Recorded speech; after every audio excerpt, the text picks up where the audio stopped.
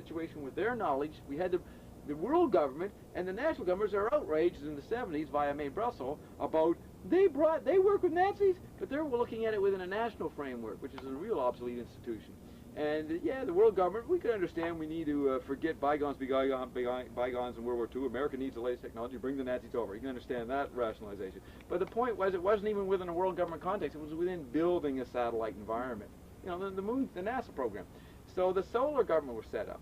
Meanwhile, the Russians and the more avant-garde elites of the military intelligence and DIA were studying about the effects of mediumship, the effects of psychic battles, remember Cronenberg's scanners, and studying the effects of there was extraterrestrial life. So they're always planning. They're very smart. They're planning way centuries ahead of everybody. You know, the average citizen who's reading a little book about Huck Finn or something in school. You know what I mean?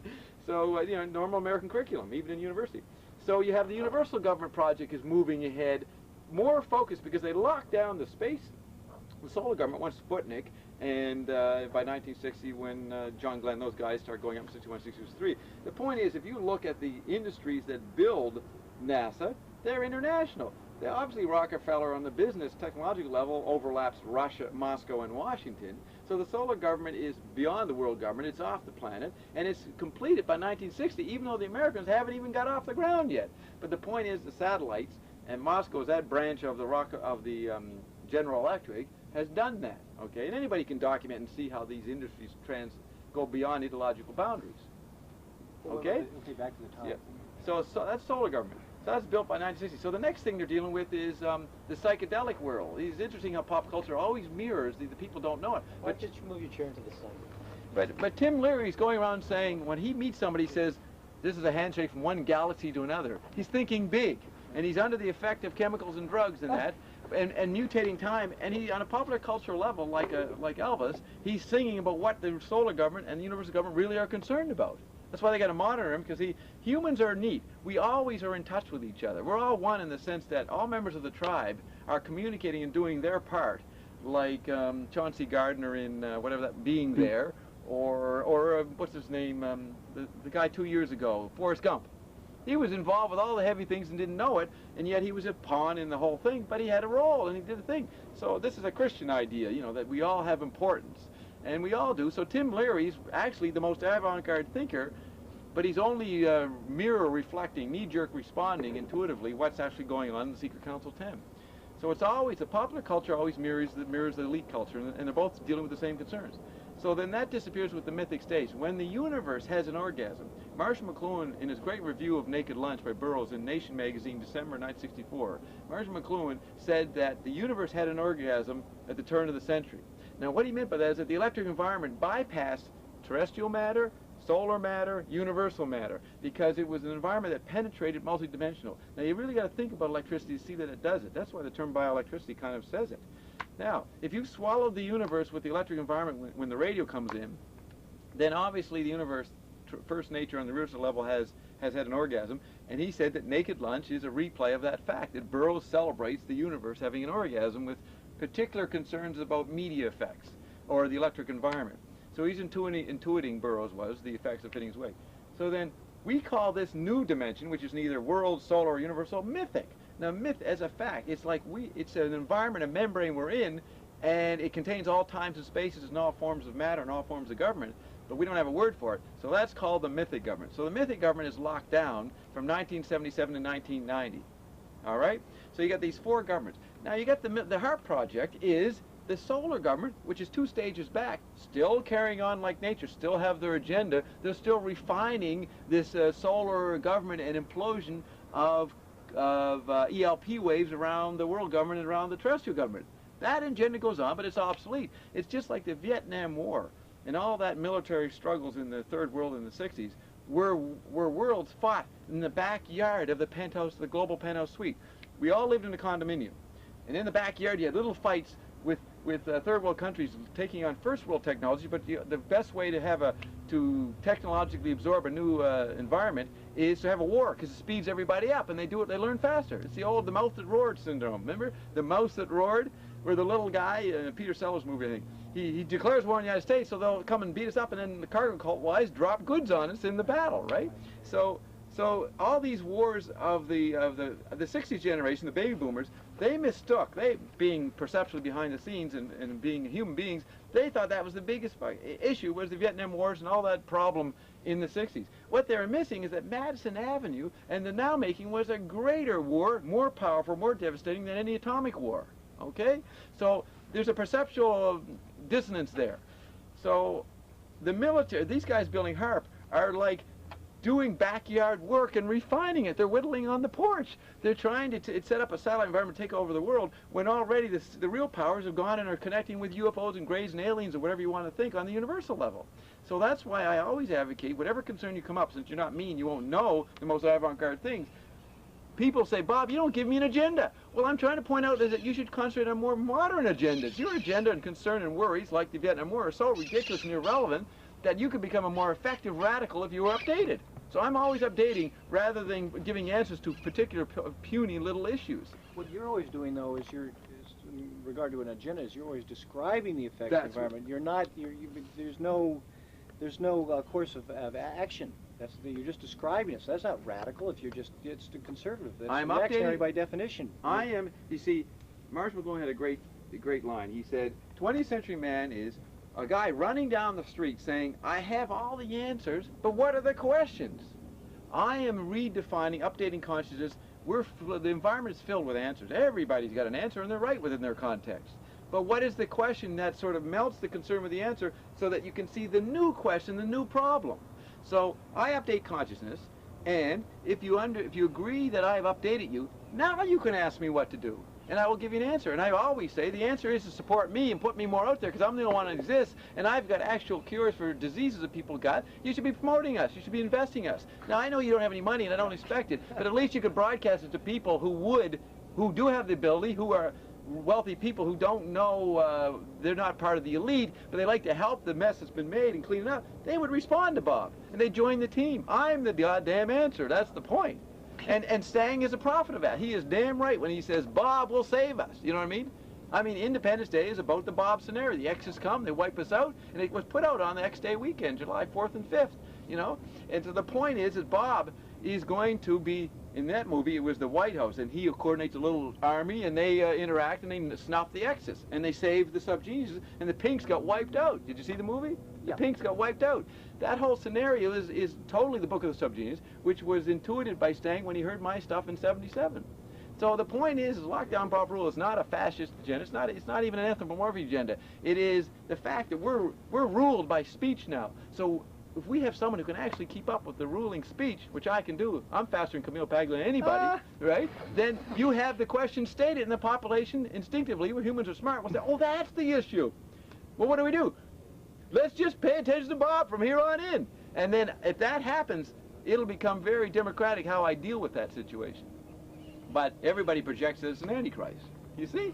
So I will give you the answers, but first of all, let's deal with the problem. First of all, you're dead, and you're an astral ghost saying, Bob, I'm worried about the ghosts over there. I said, well, come on back in the body. So I help you reborn in the body. Okay, now look where we are. Look at those fucking idiots over there. They're going to kill us. So, you know what I mean? I reincarnate the question.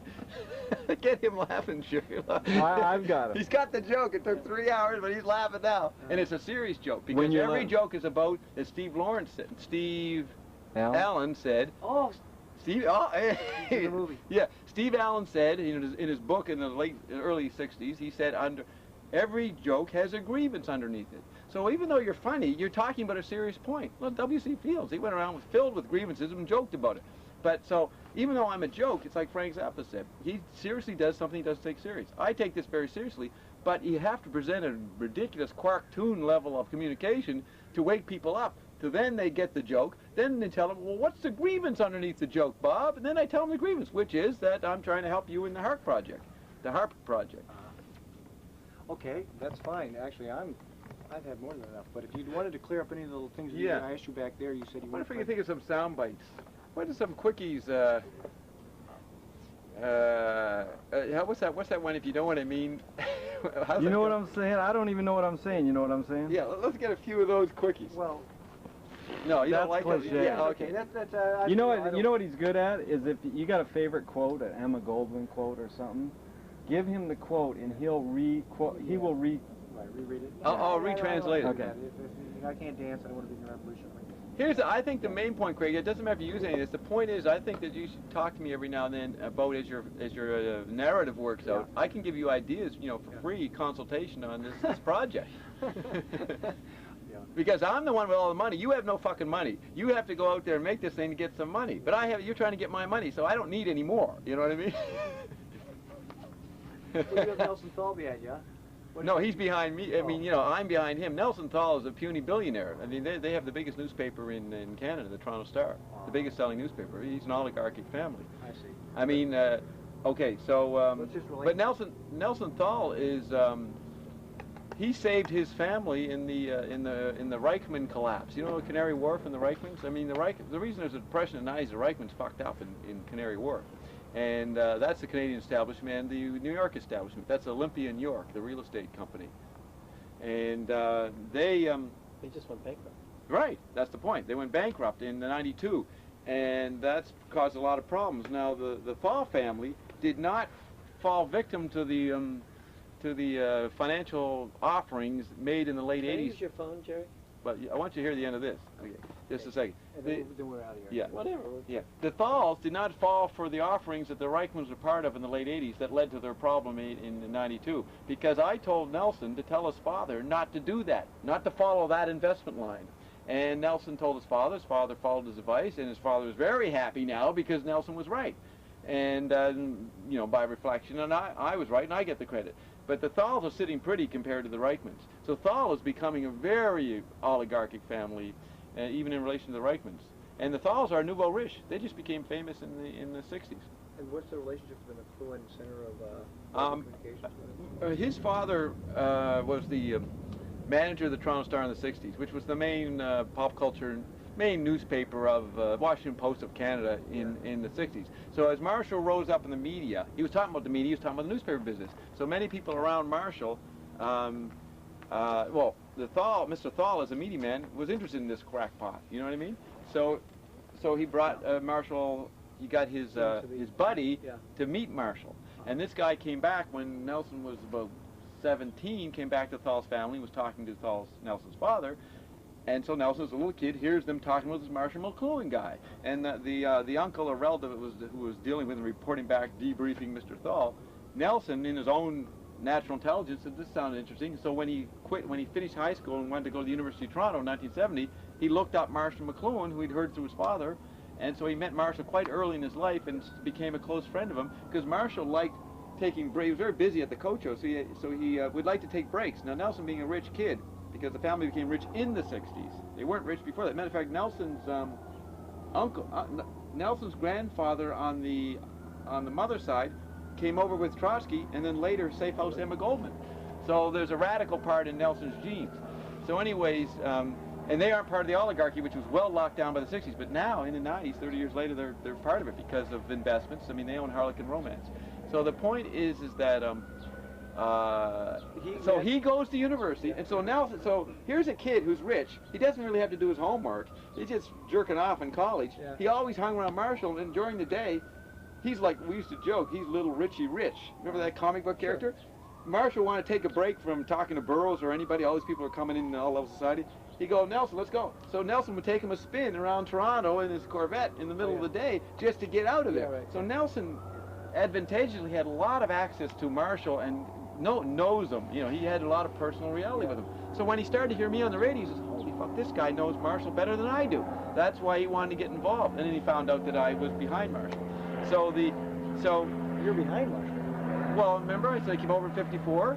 Oh yeah. I had to control. We had to make him popular because the tetradic process means, even though it's secret knowledge, but in the 50s and 60s, you got to make it popular because we got to distract him with the old secret knowledge while we work on new secret knowledge. Okay, so the tetrad becomes obsolete in the 60s. That's why my chart is the view from the pentad. So the fifth being what? That's a self-conscious tetrad. It's me. I was a pentadder all the way along. But there's a volume put out by Marshall's son called McLuhan Studies. They only got one out. It's an academic volume. Volume 1, number 1. Yeah. There's an essay in it by Marshall and Eric's close buddy, Frank Zingroni, about the tetrad being superseded by the pentad. And that came out in '91. So even among the McLuhan world, they're now intuiting the pentad, but 25 years later. Okay. So Nelson would drive around with Marshall. What's happening? And Marshall, the point was that Nelson was always available because he didn't have to go to school. He was a rich kid, a spoiled rich kid, so he was able to be around. Right. So he was always on hand at Marshall. In that sense, he's Marshall's archivist because he had so much interaction. He saw, I mean, he was there when William Friedkin, the guy who wrote The Exorcist.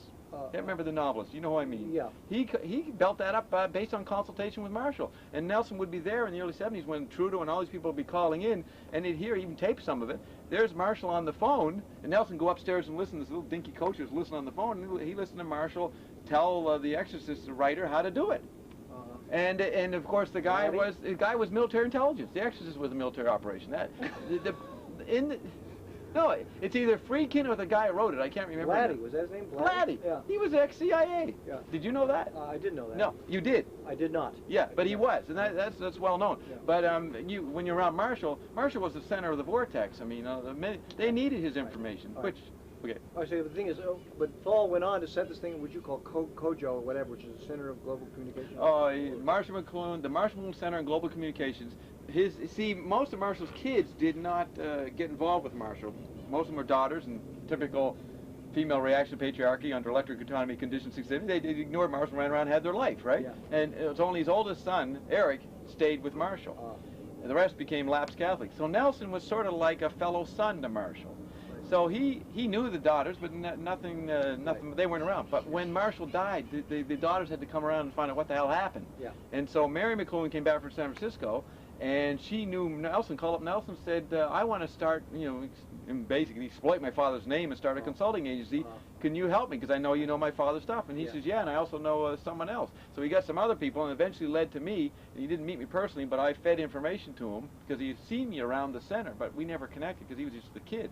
Yeah. And so the Marshall McLuhan Center on Global Communications was set up by Mary and Nelson with me. What I was behind the scenes. Now they'd go to advertising agencies and consult. And no, but here's the point. They would get questions, projects. So Nelson, having heard me on the radio, knew I was in town, found out who I was, or found out my number, called me, and he, for the next 5 years, would call me, and I'd give him the essence, then he'd go and do the bureaucratic type up the report, and he and Mary won't make money. Well, now that is now published now. McLuhan Dialogues, a little booklet. Nelson Thal answers questions from Robert Appel, but they're all dictated from me. Anyways, what were you going to say?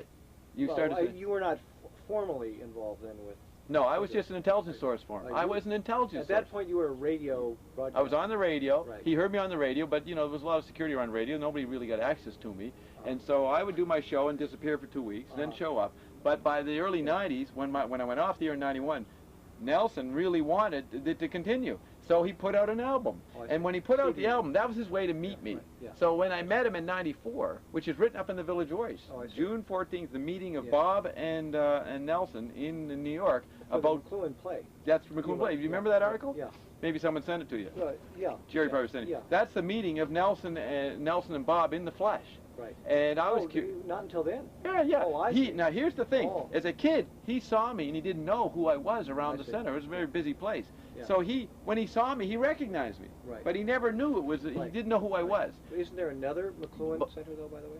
Okay, we'll get that. But in the '80s, he then probably, I never asked him this, he probably put 2 and 2 together that when he actually heard me on the radio and then started talking to me on the phone, he realized that was the guy I saw around Marshall's office. Yeah. And so he told Mary, I can get real McLuhanite stuff from Bob Dobbs and we can really go well with it. So they did it. But actually I couldn't, I was underground all those years. I couldn't show up and be involved with somebody like I am with you. I couldn't do that with somebody in Toronto until about '94. Why not? Because I would be killed by people who are looking to kill me. The Secret Council of 10 is a factional infight.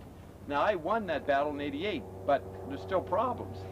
The point, I'm an intelligence agent. You got to realize this. 74 years old. I've been doing a lot of stuff, and there's a lot of enemies.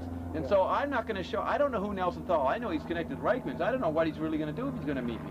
So I saw by '93 and '94 I could meet him. So I met him in '94, and Leslie Savan of the Village Voice organized a thing around Ann Bogert's McLuhan play. Right. Because Ann Bogert gave a little kudo to me because I went and talked to her at one point when she was just doing. I went and showed them a video of McLuhan to her cast because I was in New York. Right. She didn't know really who I was, but I knew the cast had never seen McLuhan. So I gave him a private classroom video, and she loved that so much she put my name in the credits for the play. Did you ever see Richard Keir, Richard Kerr, who's a Canadian filmmaker? Oh yeah. Well, we have that. in '94, after I met Nelson, we did a Nelson presented Richard Kerr at the National Film Board, and they brought me in, and I did a dialogue with Nelson. That's on tape about that movie, and that's the movie I showed. What's her name? That's the movie I showed. Leslie Svan, the film. No, Ann Bogart. Yeah, it was Richard Kerr's movie. The director. What about Phil Pateras' Iraq campaign? Was that on that bill too? Remember? The Iraq he was campaign? there, and I met him. That was part of that same night. Yeah. And did he mention to you that he met us?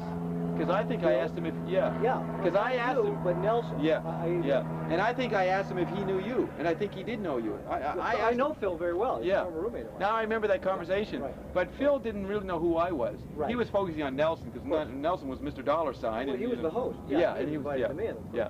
So there was the guy behind. This is the irony of this is why I'm so funny. And I have a funny view. I'm a manipulating because I'm here among all these people, and they don't know who I am, and they're just focusing on Nelson. And they don't see. And Nelson now knows what's going on, and he gets a great kick out of it too.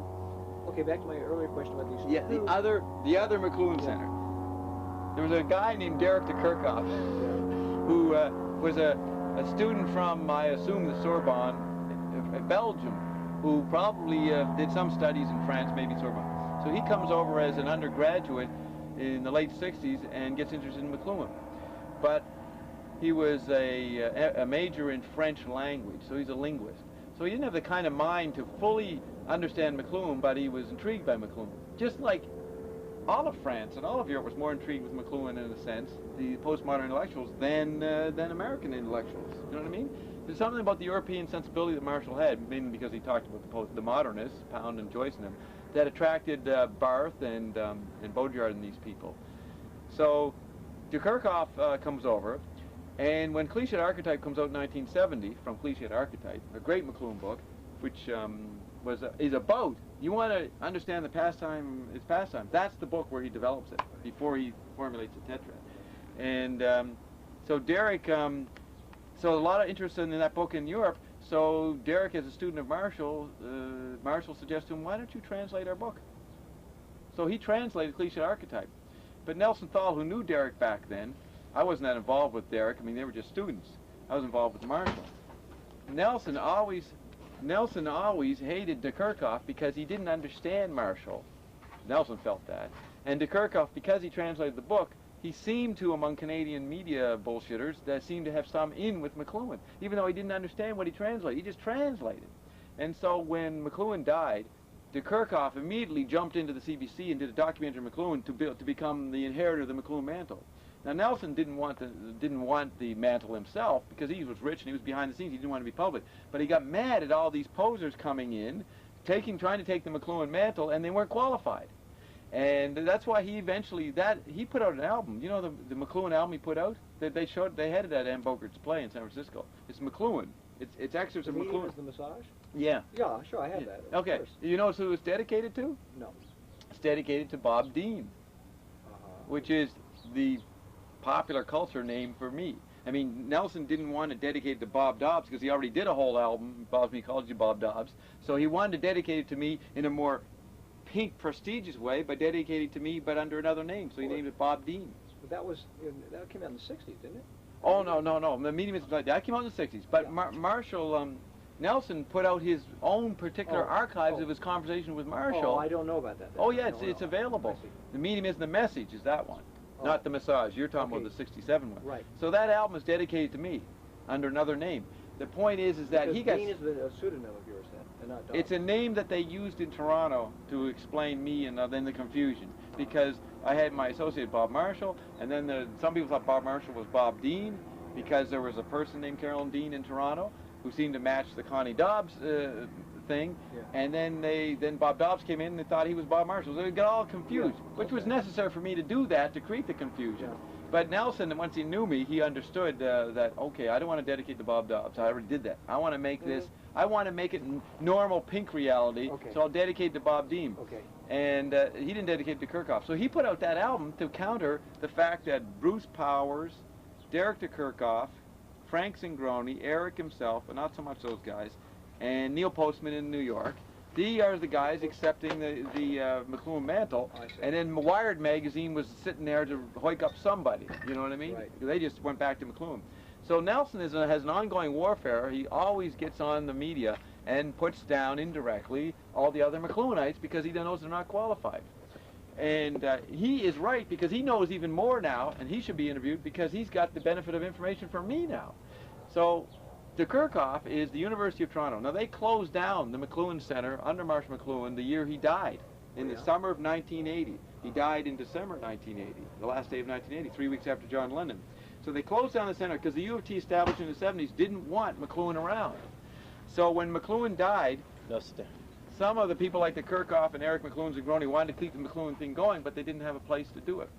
But as the 80s unfolded, by 83, 84, they reopened the coach house, and de Kerkhoff and them, through their academic standing, they were well-known professors at the University of Toronto, they were able to reopen the McLuhan Center.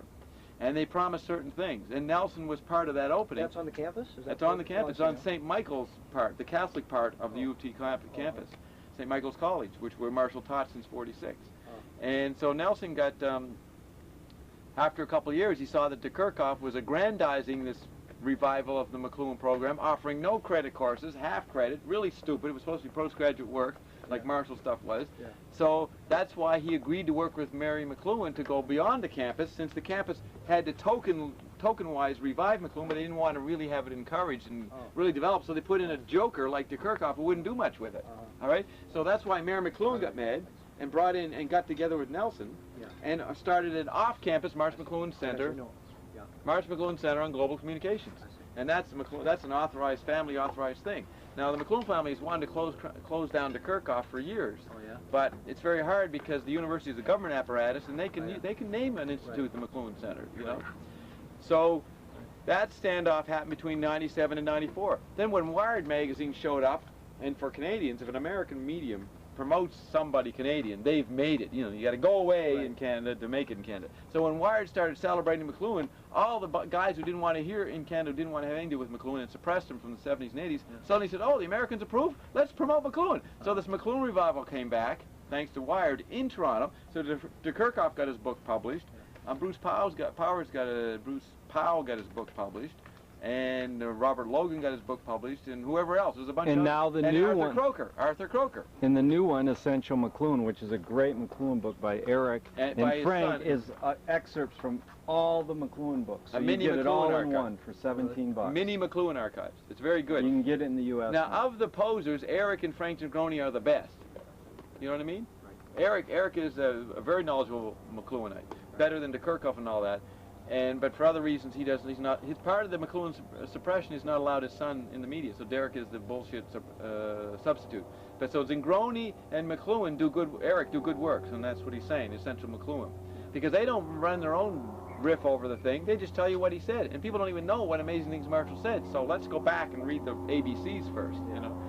So in this '94-'95 Wired reappearance of Marshall, all the McLuhanites really started fighting it out, and they actually got publishers. So in the middle of that, Nelson put out the real album dedicated to me, and then we're left with this. The smoke of the battle is sort of there now, and so you got people like you, Americans, who have heard a bit about this, say, aren't there two centers like Leary? When I was with Leary, he goes, aren't there two centers? Like there's this confusion coming out of Toronto, and I've just clarified it for you.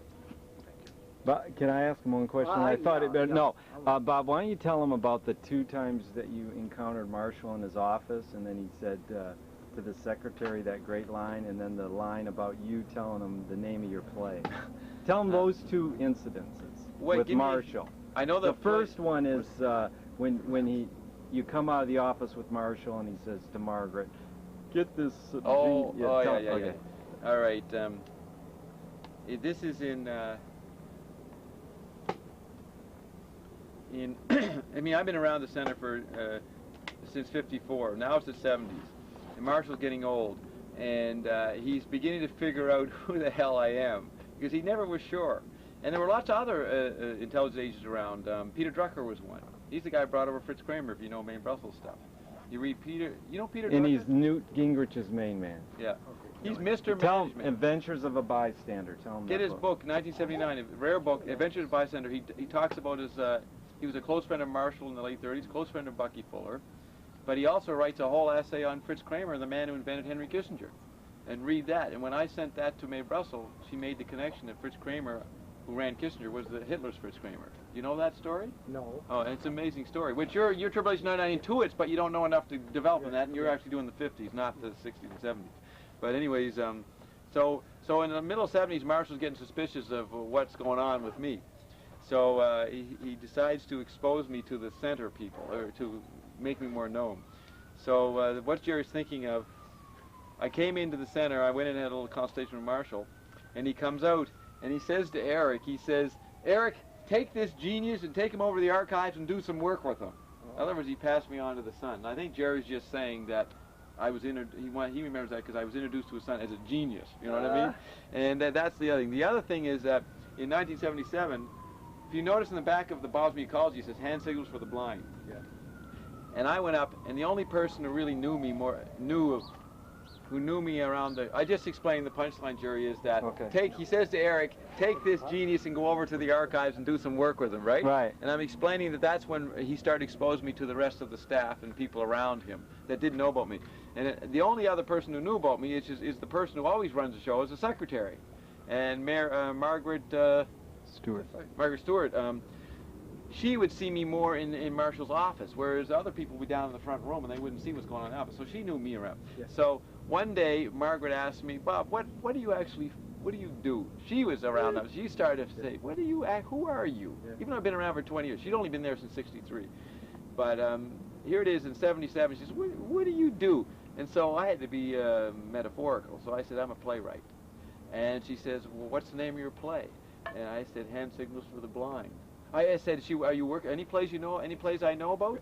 I said, no, you haven't seen many of them. They were done in other countries. But there's one I'm doing in Canada called Hand Signals for the Blind. And right at that point, Marshall is coming out of his office and he hears this. And I'm just making this up. For her, You're right. He doesn't even know what I'm talking about. Right. All right? Because I'm coming up with an alibi. Yeah. And so Jerry loved this anecdote because it showed the arrogance of Marshall. He bumps in. He goes, what'd you say? I said, I was just telling her the name of my play, Hand Signals for the Blind. He says, no, it should be just Hand Signals. And then he takes off downstairs. He corrects my fucking title. And it's over this improvised moment with his secretary. I think it charmed Jerry that's how nutty Marshall was, in a sense that he would correct the artist. You know what I'm saying? Yeah. I don't think if Mavridis told you to play, you would correct it. Right? You know what I mean? Right. You might over time friendly suggest. Yeah. Right. You know, but that's how Marshall just immediately, that he was always spanking artists, because the old artists were obsolete. He knew that. He even knew theater was obsolete. So he just looked at me as an artist and said, fuck that, correct it. It should be just hand signals, which is tactility. Not just for the blind, for all the senses. And he was right to correct it. But I wasn't going to go into that complex level with her. I just hand signals for the blind. It's a funny image. You close your eyes and I'm giving you hand signals. Now, the only way you can know them is I fucking massage you. So it's fuck, it's sex. Right. Yeah. Oh, I got it. Yeah. So what's your play called? Sex. But the nice, obscure way to say it is hand signals for the blind. No, that's the name of the song that the Zappa Bitch Club was started over, because the guy, when Frank wrote a song called Sex, he goes, if you guys don't hate this song like me, I'm not going to be your friend anymore. So we started a club of all these guys who were Zappa heads who all they would do is sit around and bitch about Zappa because of the song Sex. Yeah. Now the other time when you told them the name of your play, which is... that's only between me and Marshall. One time, this was when he got suspicious of me. I kind of put the gauntlet in front of him. I did something that broke the protocol. We had left the center. We were getting on the Toronto subway. No, we were walking across Queen's Park, and he and I we were going to go to the subway because he had to go up and get acupuncture. And the Xenochrony was like the Wyndham Lewis was. It was going to be up in St. Clair Avenue. Xenochrony? What's that now? That's strange synchronization. That's somebody who's trying not to be matching and synchronous with everybody, but actually does produce more synchronization and implosion. It's Xenochrony. It's a Frank Zappa term, and it's defined more in one of the articles you have. Yeah. So viciousness for the hell of it is Xenochrony, and you create health out of it unwittingly. You know what I mean? So now Doug St. Clair Smith, Stang, his name is St. Clair Smith. So much in his life predicts Bob or enhances Bob unknowingly, because the great Dobbstown Health Clinic called Doctors for Bob, which she ran in the 80s in Toronto, it was Doctors for B.O.B. It was for me, but the point is, if anybody asked her what it meant, she'd say building organic bodies, right? Which is the title down at the bottom of the big chart, waiting for organic bodies. So he had a cover story. But so she had her clinic on St. Clair Avenue, and here's the guy who is working for Bob, St. Clair Smith. You know, he had the name. This is the unity of language. It unifies us more than we realize, which is the great miracle of speech that Joyce discovered. The puns in the language pointed out things more than we realized, you know. So it's like we're using language, but language is laughing behind the scenes at the meanings it's seeing, it's making that we don't see. Language doesn't have a consciousness now. Language doesn't laugh. That's the anthropomorphic view. Oh, okay. So you question that idea. Yeah. Take the next 2 years and think about, is there a way that could not be true? Because that's what I'm talking from, the level that you're disagreeing with right now. I'm language. I'm not me, I'm language. Okay, and I'm language conscious of itself. You have a personal history, and all this is That's kind of the enfolded within your own subjectivity. No, that's first nature. What I'm saying, everything I said, is not my personal point of view. I'm language self-conscious of itself, talking about itself. And language evoked the whole history of technologies. So language is talking now, looking back at the whole retrospective of all the things it made. That's me.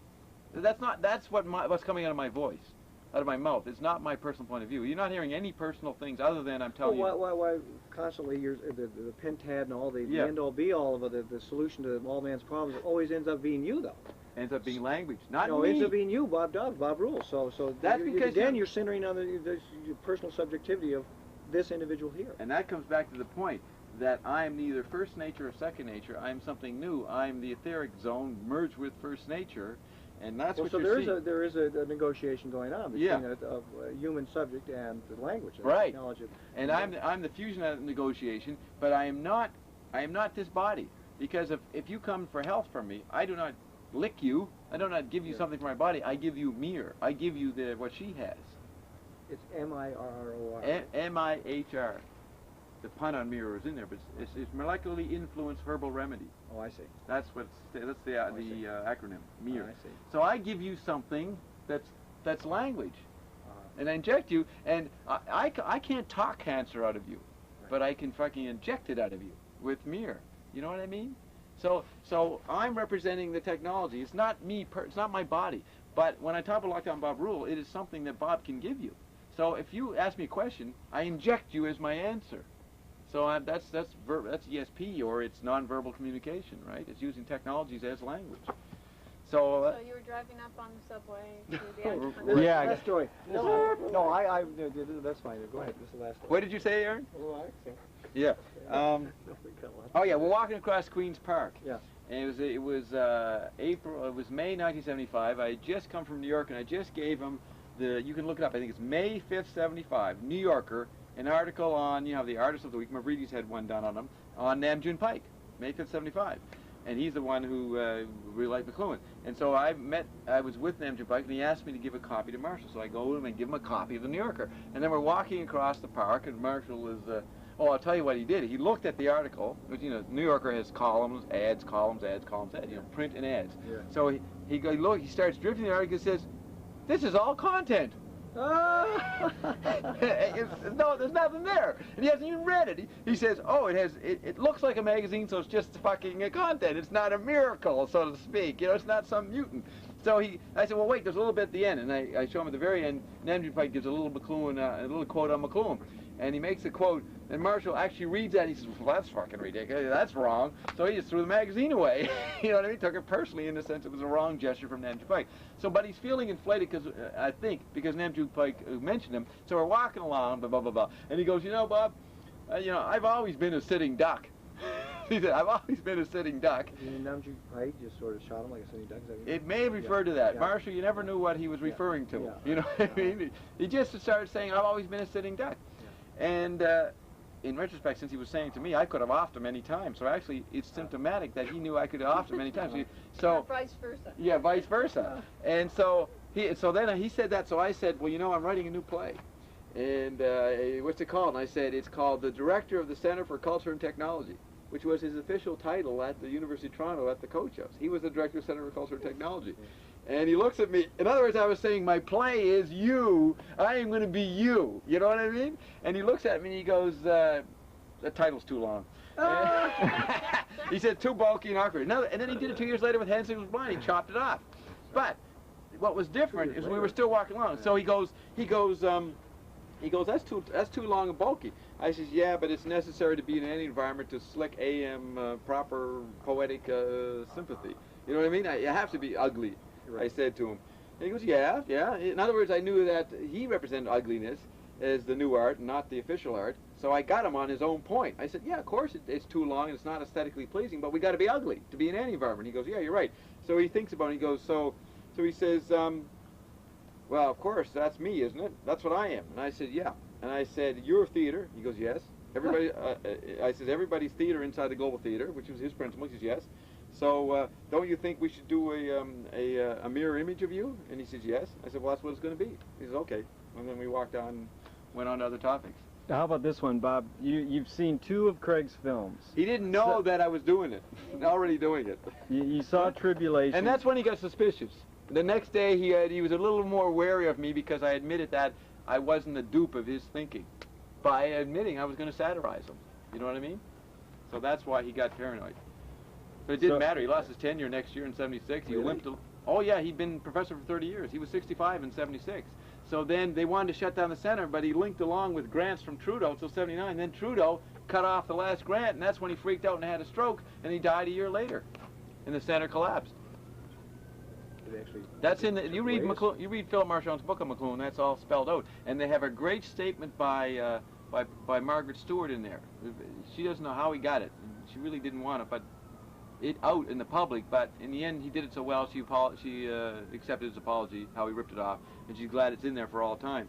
But it's about how when Margaret broke her hip in '78, when Marshall's having problems, the Vatican guy, Father Kelly, sent in this asshole, his secretary. Father Kelly hated Marshall. The Vatican had to use Marshall, but they hated him at the same time. He gave Marshall his secretary as a substitute, and she wrecked the place.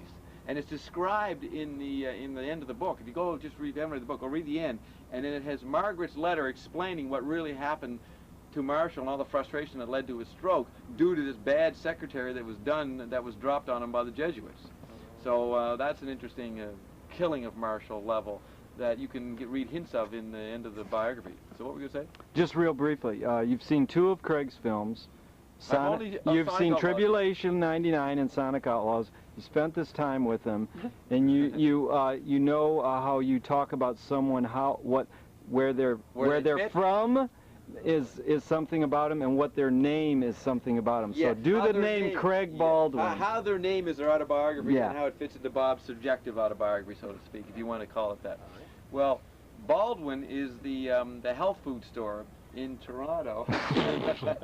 Baldwin Foods is where I got really good food in Toronto, okay? And it's on Baldwin Street. It's called Baldwin Foods. So whenever I heard of you, I thought, when I first heard of you, I go, Craig Baldwin, okay, this guy is offering some kind of nutrition.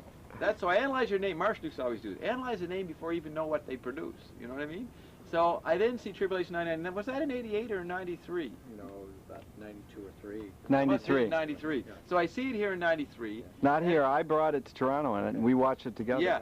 And then I did an exegesis, you know that word. I explained. He's the only person. Yeah, I mean, he's the person you should watch him with, because everything I've shown it to Dave Emery, Bill Mitchell, all the political guys, but he can take each.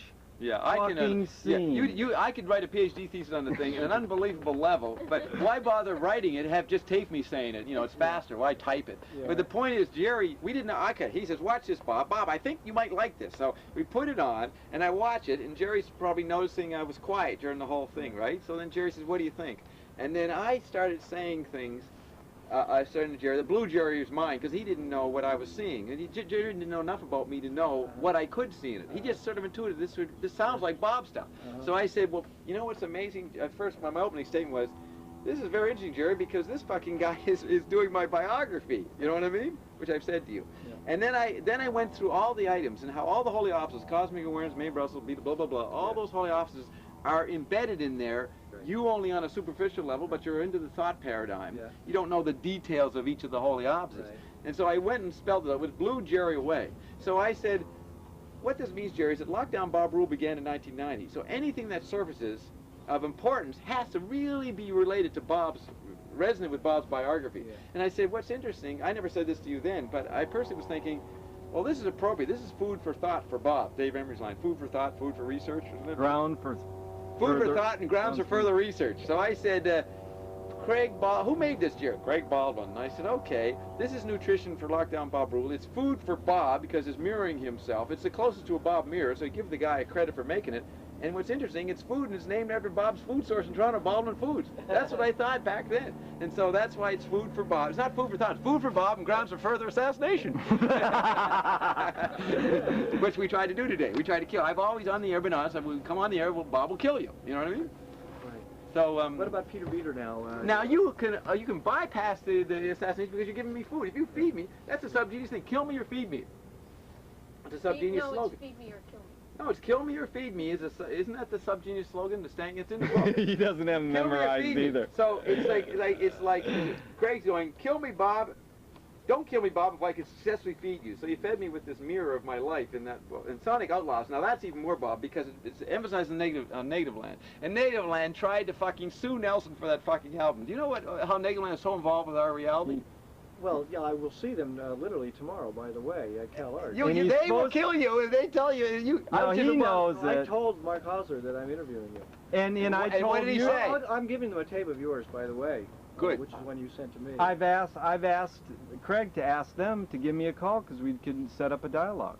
Yeah. I don't think it'll happen, by the way. Right, but No, I've talked to Mark about this for an hour on the phone before. But what did he say when you told him you were doing me? What off the cuff remark? I mean, well, to be honest with you, it's none of your business. But what he did say was that he advised me not to do it. Right. Okay. Now here's the thing: is that when I had nothing to do with it, but Nelson Thal, the Bob's Ecology did a ripple in the counterculture underground. So then Dave Neufeld, who was the genius who put together the album, he edited the stuff. The tech guy. The tech guy, yeah, who was a great guy, and it was Dove Entertainment, you know, that put out the album, put out the first album. Really, Dove isn't that big black guy? No. No. He's a little kid in Toronto. He put it out, and then he also had a label, Dove, so he had other guys. He had Steinsky Mass Media. He knew the Native Land guys in this, so he thought, well, let's put out another album, getting these guys to do versions of the one song. Everything's disappeared. So he called up Native Land and Steinsky and Cold Cut in England and different people. It was Dove that did this.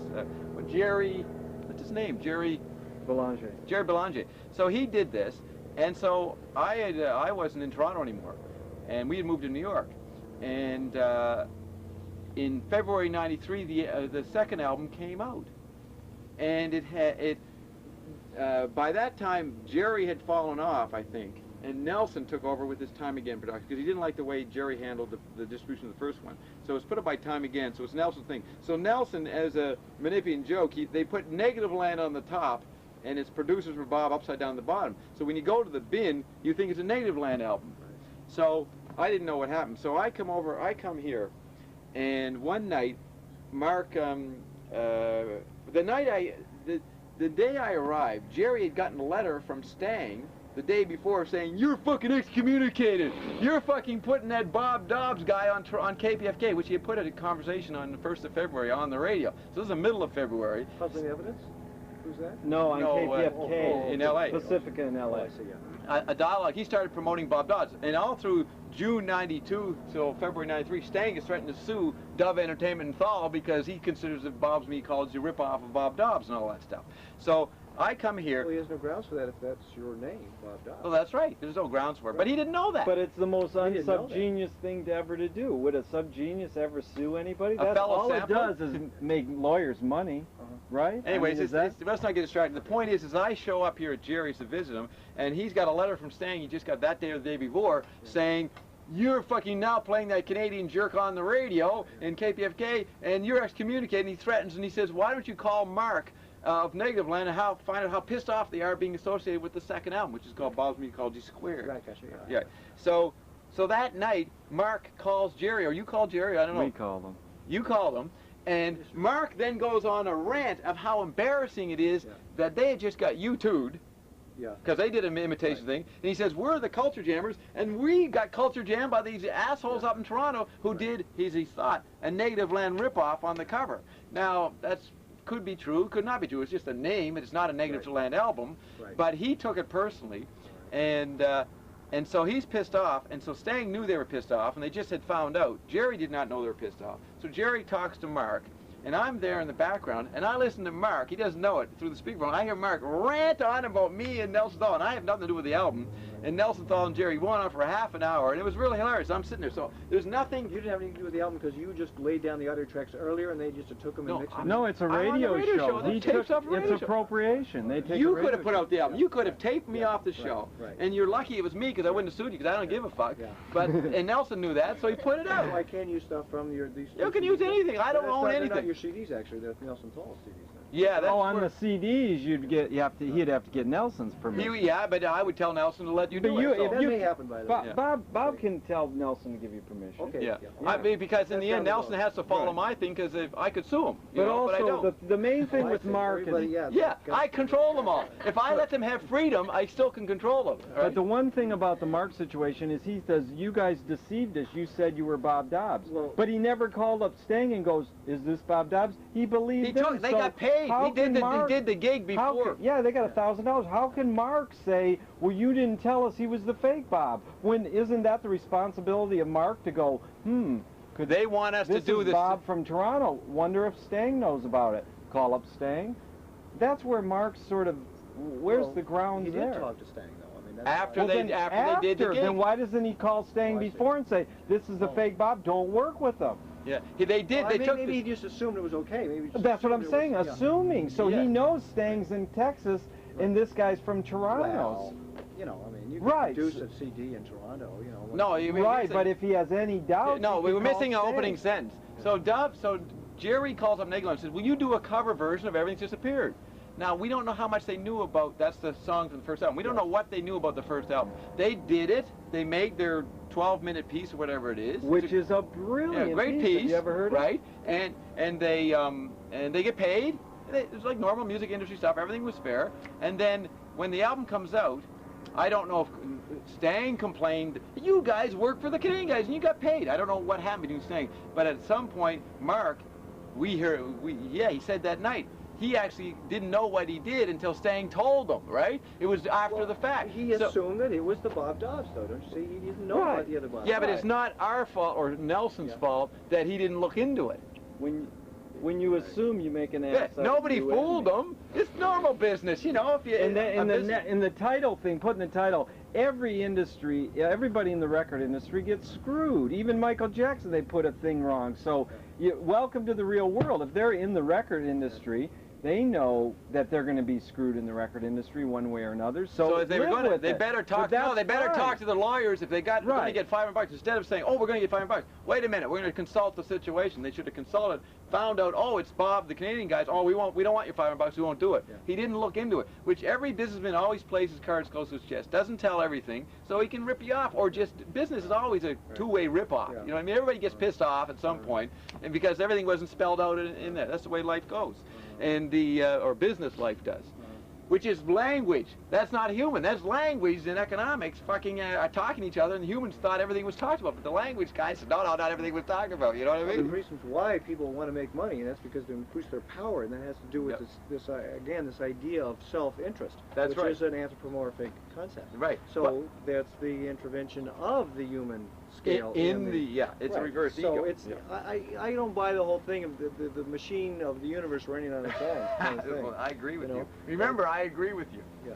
Yeah, because as Marsh used to say, when he died, the guy who ran Ramparts, the journalist up Paul Krasner.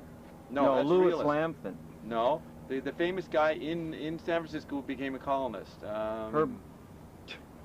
You know, Ramsey somebody or something.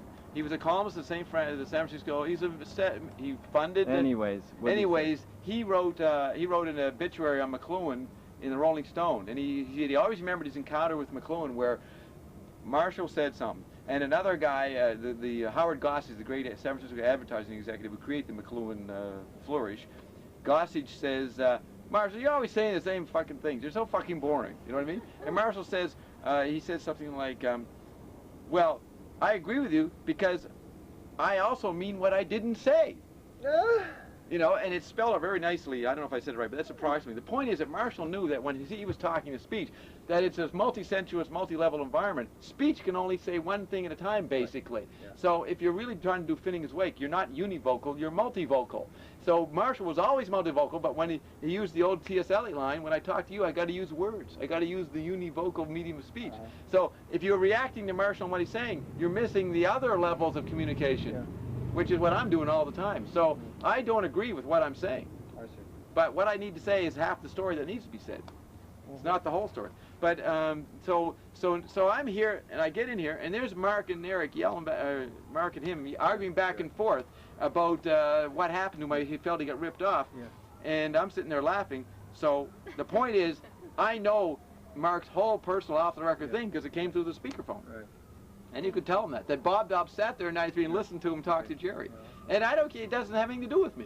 Right. So as you I understand that part. Yeah, right. Yeah. And I understand why Mark has his position. It's the Americans versus the Canadians. It's always been that way. Yeah, the way you explain it now, it makes me think that Stang and Mark, it was a debate between them, because Stang never got a penny.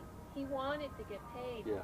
For what that's why he sued Nelson. He says, you guys ripped me off, you got to pay me on every disc. You know, Mark ends up with $1,000. Yeah, he gets more than Stang got.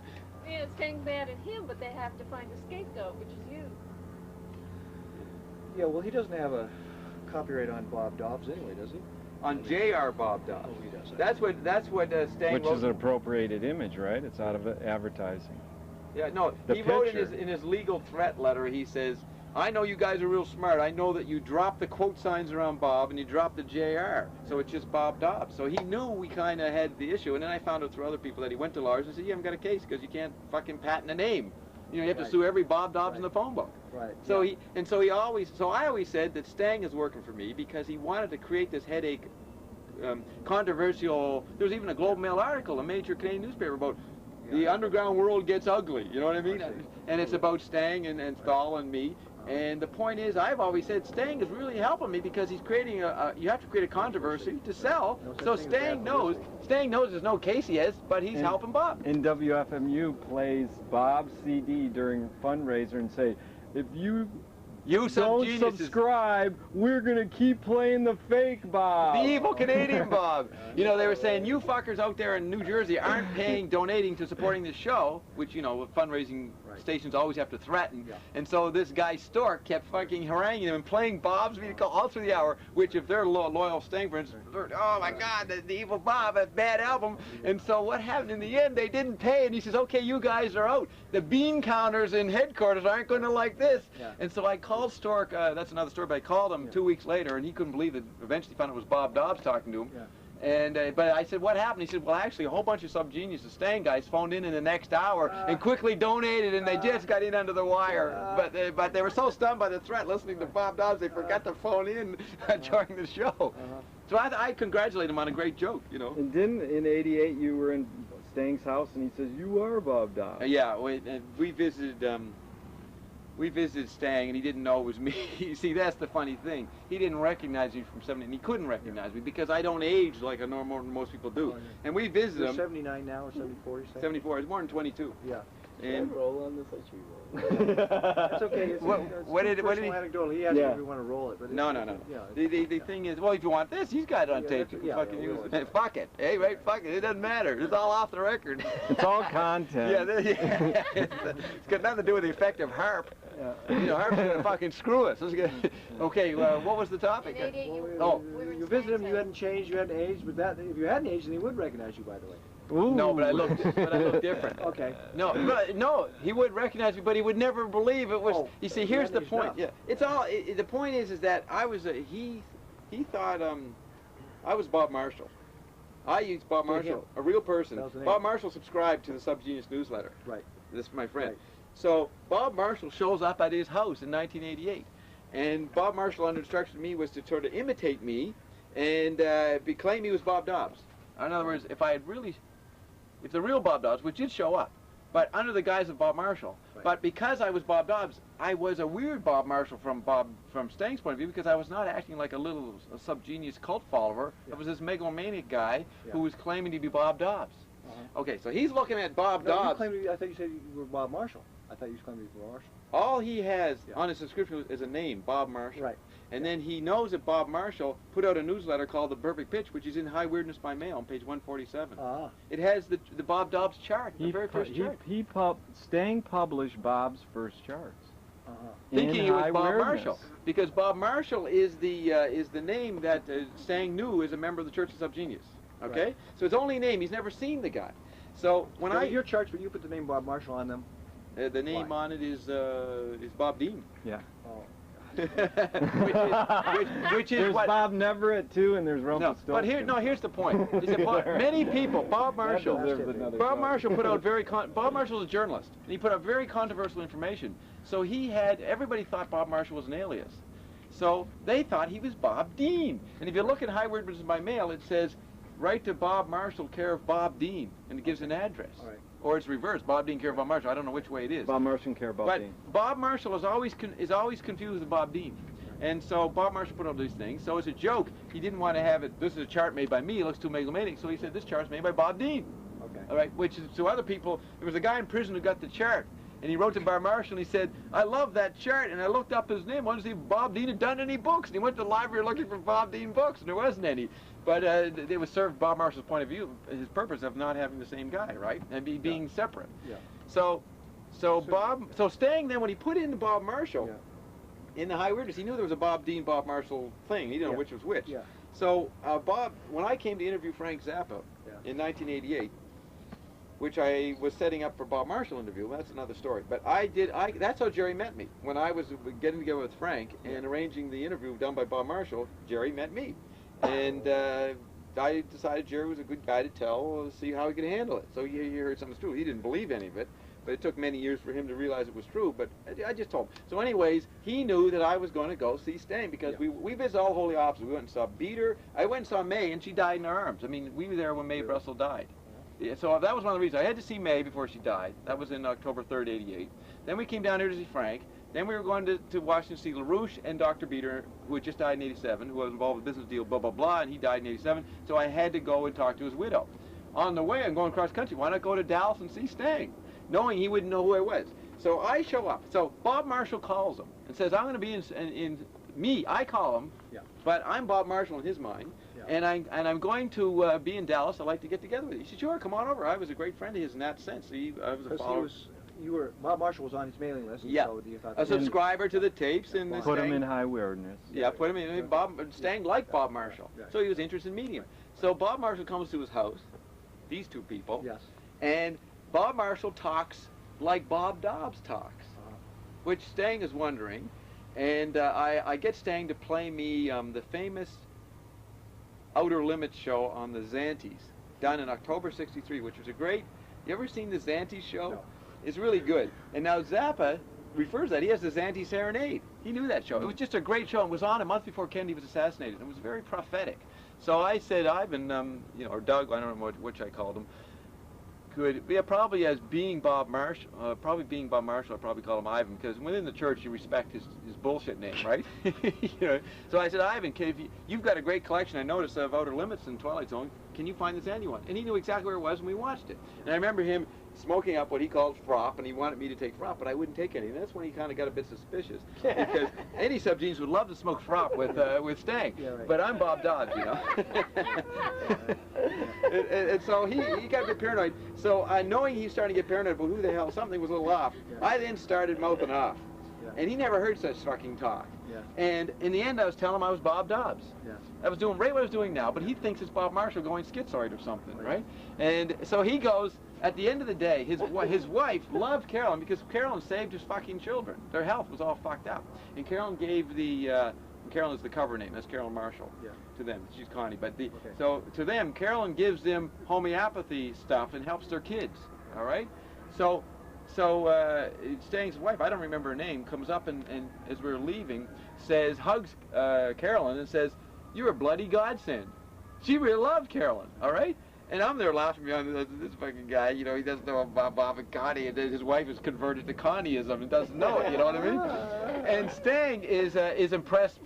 Stang is caught in between, and so he sees his wife liking Carolyn, and he knows there's something impressive going on here, which is you've witnessed. I can impress people, you know what I mean? In some way, in a way that affects their unconscious. So Stang said, look, you're not Bob Dobbs, but if there was a Bob Dobbs, you'd be him.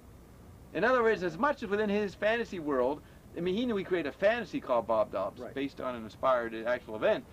Since he never considered Bob Dobbs real. Yeah, and he said, no Bob Dobbs. It's more like there is no Bob Dobbs. There is no Bob Dobbs from his point, because it's his creation. It's an art piece, right? It's a cartoon. And he says, I don't know why you keep saying you're Bob Dobbs, because there is no Bob Dobbs, but you're so amazing, what you've said in the way your wife has helped my wife and kids, if there was a Bob Dobbs who could give us slack, you're him.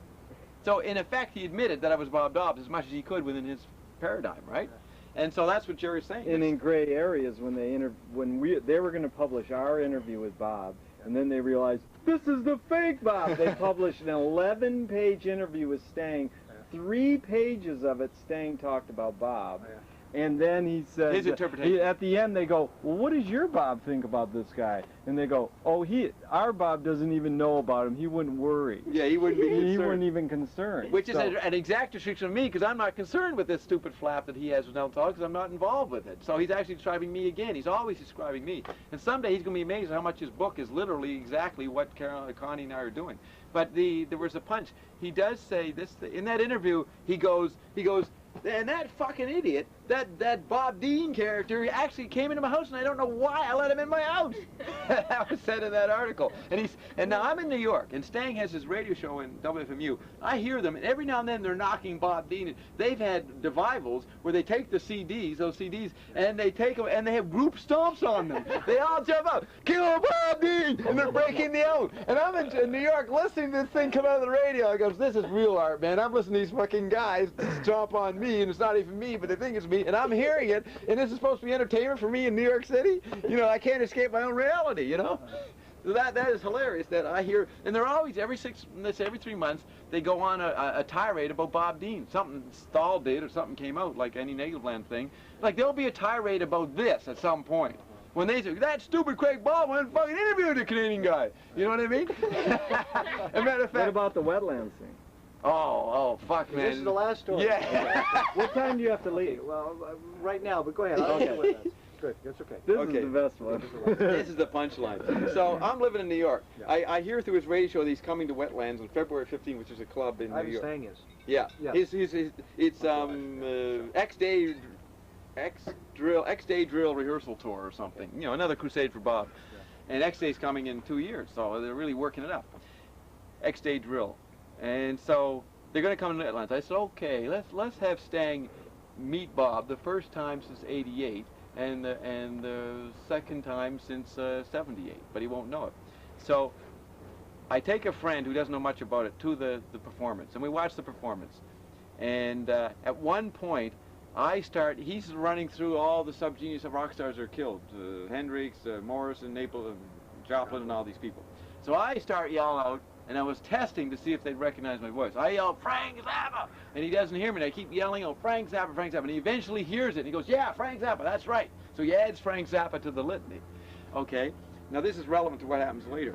So then the show is over, so I start to, and many of the audience leaves, and Stang them and a couple of the sub-genius performers are selling T-shirts over there. So I pick one guy, I go one by one to each one. So I have these glasses on, I have a stupid winter jacket and a Canadian toque over my head, you know, a thing. Stang, if he could recognize me from '88, if it ever happened in his brain, but I don't think he could, but if he could, I covered it up by having a toque over my head. So you couldn't recognize me. You know, I had a disguise on, a very simple disguise. So I talked to each one of them and get all the inside details about their life and about the tour and how much they've made and how many people, all this inside stuff that they thought I was just a little sub-genius devotee that they could confide in. So I eventually worked my way through several sub-geniuses, and I get over to the booth, and there is Reverend Nikki, this young girl who's a key person in the rant thing, and I talked to her for about half an hour, and then Stang is right beside her, dealing with all these people around. So then it was time to talk to Stang. So I talked to Stang for about 22 minutes it was. And now what did I go into? I started saying, I interviewed him about the Bob Marshall, Canadian Nelson Thal controversy.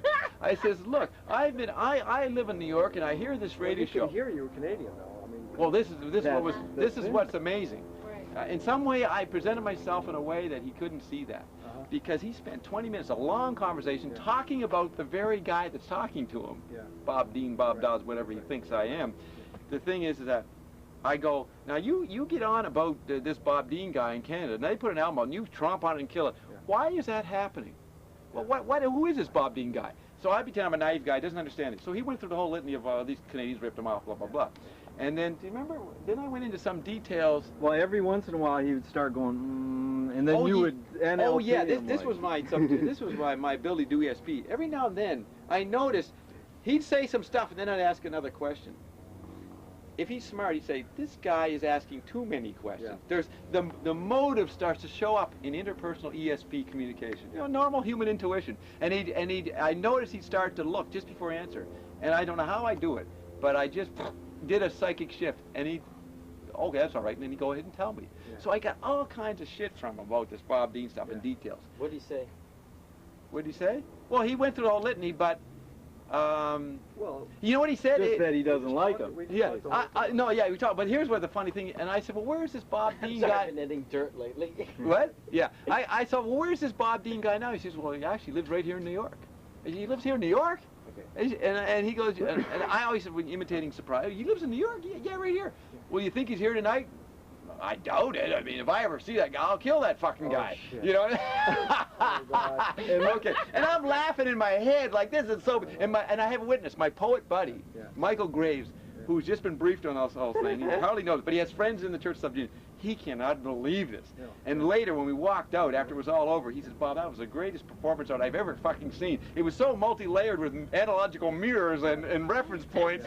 And because all the time, Legume is walking around behind. He's their thug. He walks around with a baseball bat. If they had instantly figured out who I was, they could have beat the shit out of me. You know what I mean? Do they really have a guy who walks around? Oh yeah, Dr. Legume. He's the main rancher and now. he's the one who in the long Okay, run, we'll get it. Okay. So here's what happened. So so the punchline is I go home, I get home real late, I go to bed, I wake up, I get on the computer, and I describe the internet name as Purple. And Purple is a guy they think is me. But Purple writes as if he's just somebody who knows Nelsenthal, who feeds him Bob Dobbs Canadian information.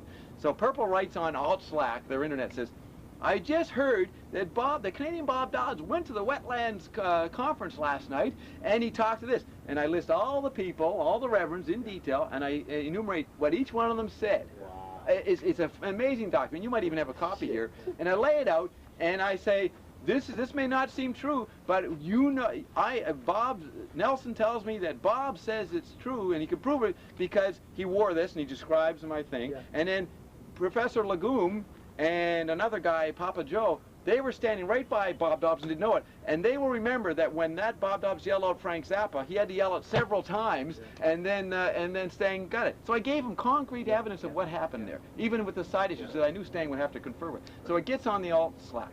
And of course, most of the guys, even some of the guys I wrote about, like Kid Ginzu and Papa Joe, they all react in crazy, bizarre ways. Stang does not react.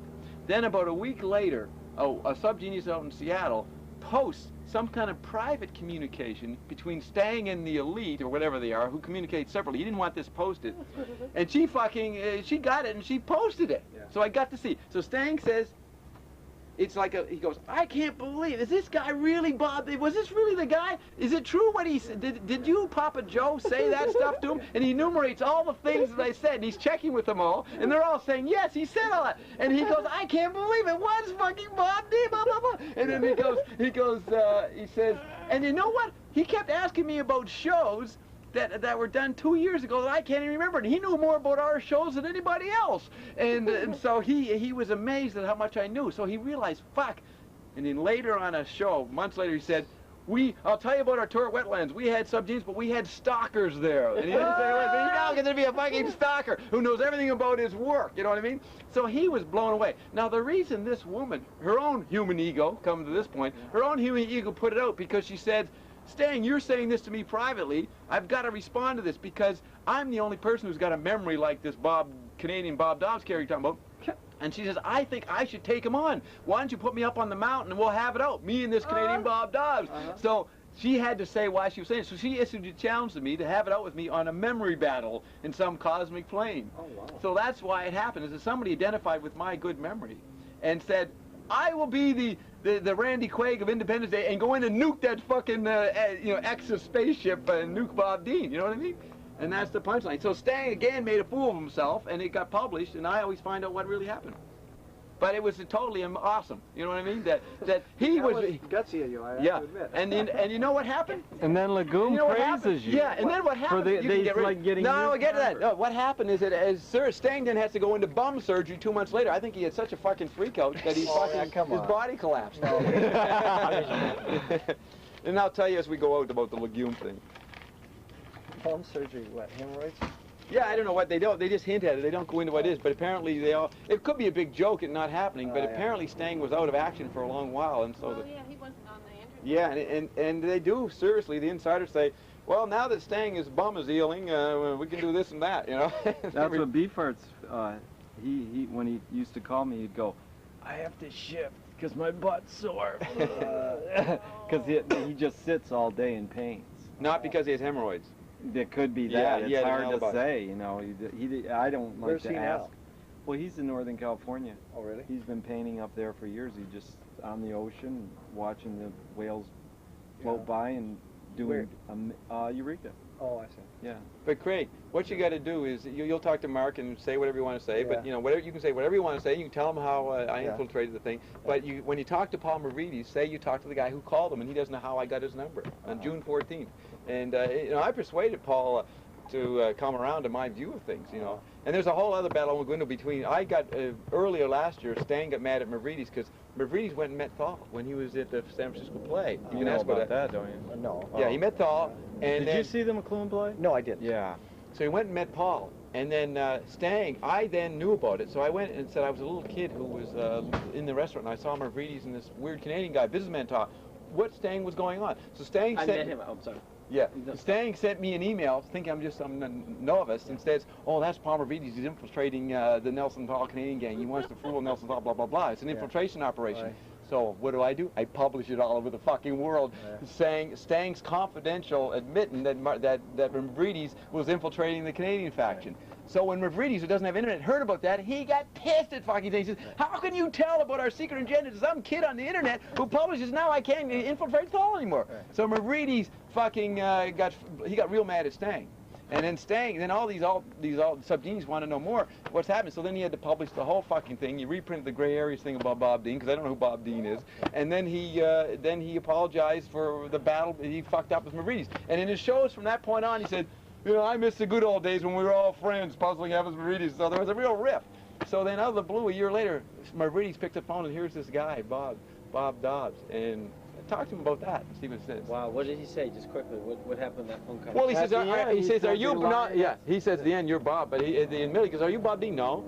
Are you anything to do with King? No. He says, well, that's a big thing that pisses off Stang, but if you're not then who are you? And how'd you get my fucking number? I said, well, I'm the real Bob Dobbs, and I can get any number I want in Washington. So that stunned him. So he started to listen. So I told him all about. He did. Yeah, and he kept quiet. Smoking his brown cigarette. Yeah, going, yeah. All right, little goatee. And you know what I did? You know what I did? I got him by calling up and praising him for him winning the court victory. And I got him to talk about the big dinner for him in Arizona. And he said first he says, well, I don't know who you are. I'm not going to tell you. So then we got into stuff and we got simpatico with my ESP. And then then eventually he says, okay. He says, eventually he goes, well, okay, I'll tell you. No, you're not a bad guy, whoever you are. So he told me about the thing. And then I listened to some neat stuff out of that. Then I told him about the cure for AIDS, and then that's when he said, you're going to bring us more than slack, if that's true. No, he says, if you really are Bob Dobbs, what you say... No, if Bob Dobbs is going to bring us slack, Right. you are going to bring us more than slack. Yeah. But in the middle there, when he was all distracted with this Bob Dean thing, and he realized I knew nothing about it, he says, it's all under the water anyway. That's old shit. Right. Who are you and what's going on here? And then we got into the present. Right. But the punchline I was going to tell you about what? Oh, what? So what happened? Lagoon, but forget that. You know what I mean? And you know what's good? Right? You agree? Yeah. You know what's really good is that, in actuality, that footage he has is prime for your CD-ROM. Yeah. Because even though this VHS stuff looks good, it doesn't transfer and edit. That stuff he's got you saying, what's manipulating satire? Oh yeah, he got the key points, hasn't he? And we could eventually get the footage from him to put in your. To send you copies? No, we're not even going to ask him. But if eventually, if we need it, he probably would. It'll be yeah. so obsolete by then in his mind that he'll give it to us. Whatever. Yeah. It's not that big of a deal. But actually, I said a lot of good stuff today, didn't I? Do you guys want to go somewhere and eat some food? I am terribly starving, but I'll tell you what our do you agree that I said a lot of good stuff that he's got on record? Right. There's a couple things.